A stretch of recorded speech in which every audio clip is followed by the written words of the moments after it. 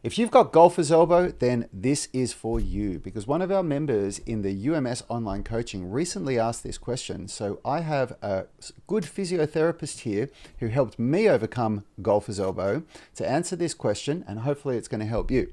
So I was asked recently, since I have golfer's elbow in both arms, I was wondering if I can do wrist flexion, wrist extension, and wrist pronation exercises on a daily basis, just 2 to 3 sets spread out over the entire day? Or is this too much, and should I just do it 2 or 3 times a week with 48 to 72 hours rest between workouts? Welcome to our podcast, proudly brought to you by VPA Australia, our trusted supplement provider since Unity Gym started. As sponsored athletes, we're excited to offer you a special 10% discount on top quality supplements that ship worldwide. Just use our discount code from the description. To avoid international shipping fees, contact VPA and tell them we sent you to get a flat shipping rate. Today's episode is also sponsored by the Flexibility Blueprint. Ever felt lost in the sea of social media fitness advice? The Flexibility Blueprint is your map to progress, designed to help you get laser focused on what matters most for your journey in flexibility and strength. And guess what? It's free. Grab it using the link in the description. If you're starting your flexibility journey, don't miss our 20-minute mobility routine. It's your first step to quick wins in flexibility. For those further along, use our Flexibility Masterclass, featuring advanced techniques like loaded stretching and end range strength for the pancake, front splits, middle splits, and more. Links for both are also in the description. And for the seasoned athletes, avoid the frustration of complex training puzzles with our UMS Tribe membership. It's a different online coaching experience with strength and flexibility combined.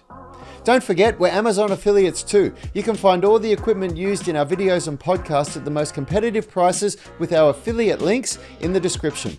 Now let's dive into today's episode. So I've got my brother Yanni here today, and I've got Phil White, our resident physiotherapist. How are you guys? Very well. Good, thanks. And I think we've all had golfer's elbow here, haven't we? We've all had it. Phil gave it to himself. You gave it to yourself intentionally. Yeah. I mean, it was just the plague of the gym for a while, and I felt a bit left out, so I thought I'd do a little test on myself. But yeah.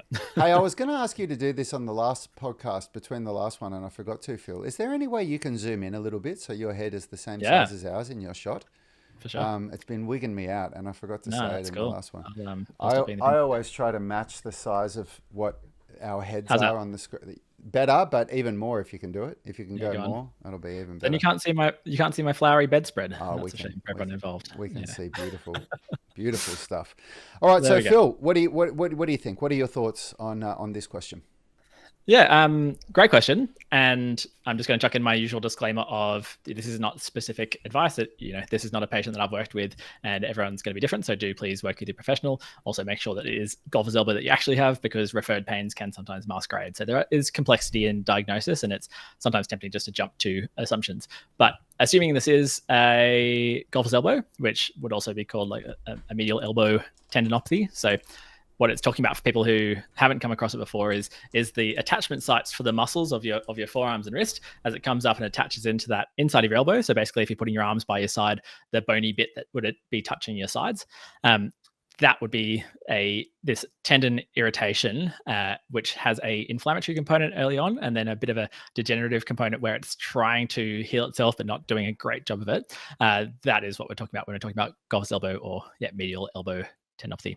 And the reason it is called golfer's elbow, it's really common in golf because when thinking about what actually causes this, it's going to be load on that tissue. So when you think about load, it's going to be partly like the contractile load of how intensely you're using those muscles. It's going to be partly the sort of stretching load or compression against the muscle. So if you're in a push-up position, then you're going to be causing a bit of a stretch over there. It's partly compression load from like leaning on it even. I know that one of my clients had a real trouble with using an exercise bike because you'd be leaning on there and that would just aggravate it like nothing else.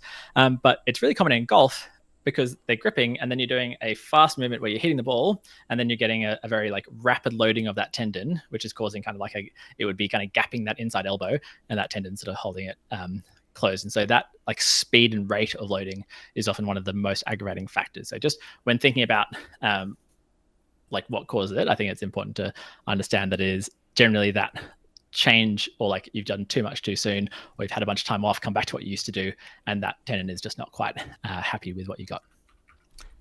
a helpful way to frame it? Yeah, for sure. Absolutely. Cool.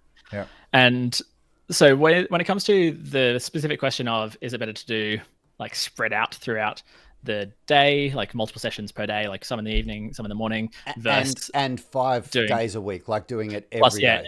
every day. So like kind of like a real like, drip of consistent dosing Yeah. every 12 hours, for example. Yeah, versus just doing it like 3 punctuated. sets, 3 days a week.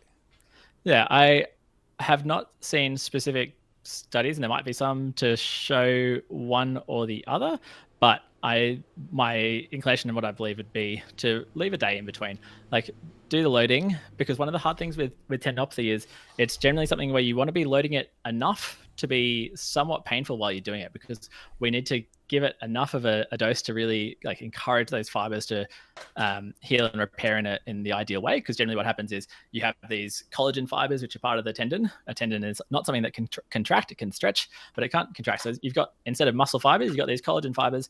And then what happens is when you do get this abusive load to the tendon, it can then start to like have those little micro tears, and it tries to heal itself, and it does a bit of a patchwork job and doesn't do the doesn't kind of quite get it right, and then it goes through this like bit of a downward spiral, for want of a better term.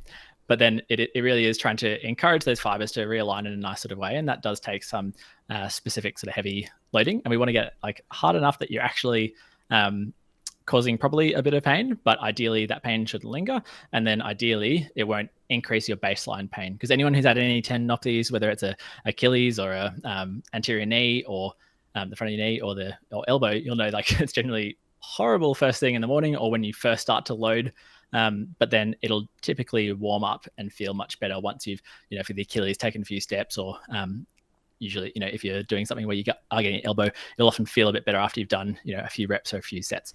So the tricky thing is we want to load it to the point where it is probably a little bit painful, probably nothing above like a 3 or a 4 out of 10. But then the real feedback you get is like the next day, what is your baseline pain? So if you're always getting that sort of, 2 out of 10, 3 out of 10, 5 out of 10 even, or more, first thing, then if that's increased from the previous day from what you did, you've probably gone a bit too much. And then if it's the same or lower, then you're probably about the ballpark. So it's just one of the trickiest injuries to work with in many ways, because it's typically not so debilitating that you can't do anything, but it's also like bad enough that it is very frustrating and can really stick around for a long time if you don't get on top of it quickly. Yep. Yeah, from an absolute sort of numpties perspective of someone who's had golfer's elbow in both arms severely, I think the big breakthrough for me is just understanding 2 fundamental sort of things. The first one is doing nothing is often worse. So, the idea or the concept or the notion that you should just go home and rest for a few weeks until you don't feel the pain anymore. With this type of injury, it's not a very good idea. I would argue with any type of injury unless you've broken a bone. So keep training, but then you have to shelve your ego when you go to the gym and understand that if you've got problems, compromised elbows, then your upper body workouts are going to be limited to what those elbows can handle. So you're not going to be PBing on your pull-ups anymore for that period of time. You're not going to be probably PBing on any of the upper body exercises, the big upper body exercises. But that doesn't mean you can't train. You can still do heaps on the upper body to get a great workout in, but you just have to alter things to suit the load tolerance of the compromised tissue there. And that's one area that I really struggled with. I just thought, oh no, I still want to hit those numbers that I've been, programmed for myself in my big movements, and that would just prolong the whole experience of healing and getting better, and just keep it simple, keep training, but get the load dosage right according to the area that's problematic. In this case, we're talking about elbows, golfer's elbows. So it's medial epicondyle pain on the inside of the elbow, and just keep going at it. For a self-proclaimed numpty, that was a pretty good answer.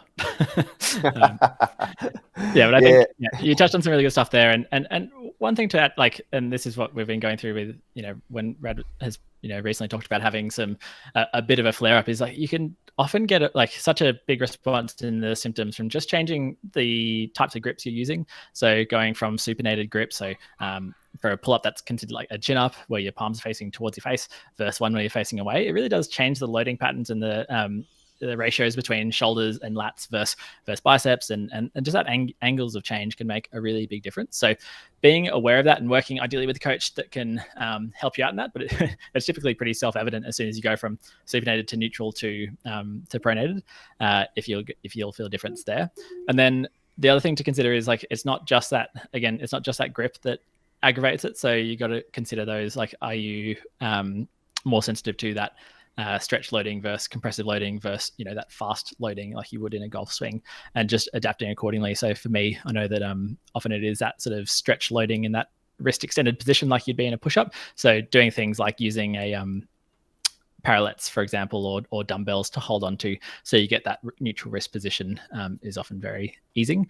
And then thinking about in other areas of your workout, like a deadlift, for example, then using wrist wraps just to unload the grip strength needs is a nice way of, again, just like managing the total load over the whole workout and over the whole week, because people often sort of hone in on like, what are the few specific exercises that I can do that are going to fix this or make it better. But the thing is, like, it's by adding more exercises when something is already overloaded by everything else you're doing, it often ends up being worse. So it's like, where can we turn down the load, and then how can we create a few like specific the fewer specific variables that if we tweak these, we can see a response. And that's a real key area to get right.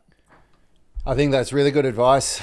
And there's some great programs that we've created between the three of us in our process of rehabilitating golfer's elbow. There are some muscles, some areas that we do want to make stronger to help, speed up this healing process. So if you do want to get access to those, you can come and join the UMS online coaching with us, or you can work with Phil directly. So if you want to come and work with Yanni and I, you can go to unitygym.com and start a 2-week free trial of the UMS online coaching. After that, it's $49 a month. And Phil, if we want to get people to come and work directly with you, how can they do that? Yeah, so the website's probably the best option, which is philwhite.me, so me, or via social media at philwhitephysio is the way to go. Wonderful. Thanks so much for tuning in, everybody. If you've got any questions about golfer's elbow or tennis elbow or any other tendinopathy or any other injury, really, then put them in the comments and we will answer them for you as best as we can. And if you come up with a good question, we'll even do a podcast episode on it. And if you've made it this far and you haven't already, please subscribe to our YouTube channel, like the video. If you're listening to the podcast on Spotify or anywhere else, give us a review and share this with your friends. If you've got any friends that you know that have golfer's elbow, this could be the thing that gives them a real breakthrough. So take a moment right now, hit that share button, copy the link, put it into a message and forward it on to someone that you care about. And we'll see you in the next episode.